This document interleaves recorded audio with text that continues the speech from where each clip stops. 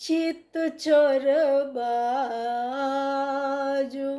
बन्हेलानी है, चित चोर बाई बन्हेलानी है, चित चोर बाई।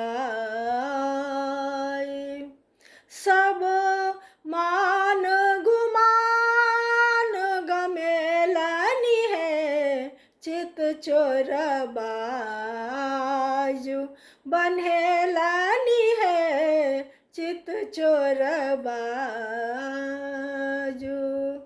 एही चित चोर बाके माथे मनी मौरिया है, एही चित चोर बाके माथे मनी मौरिया है।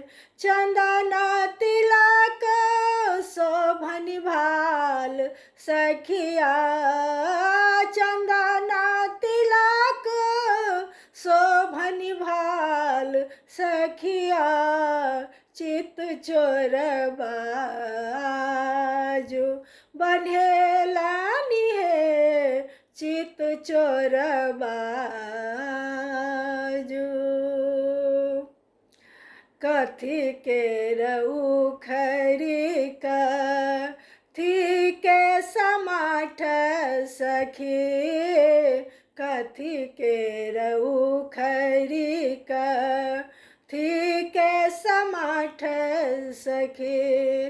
के चोट चाउर छोड़े लानी है, के चोट चाउर छोड़े लानी है, चित चोर बाजू बन्हेलानी है, चित चोर बाजू।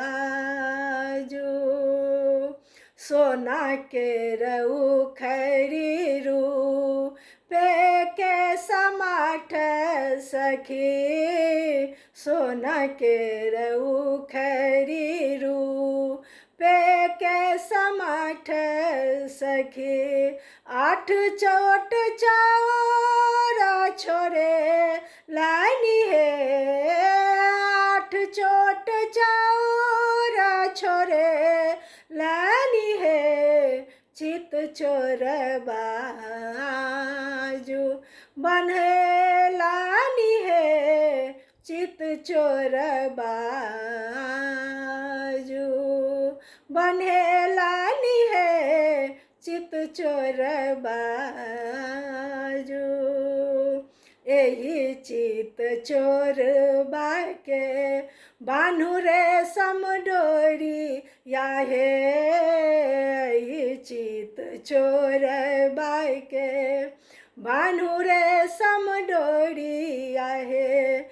जनक जमाई कहो लानी है, जनक जमाई कहो लानी है, चित चोर बाजू बन्हेलानी है, चित चोर बाजू।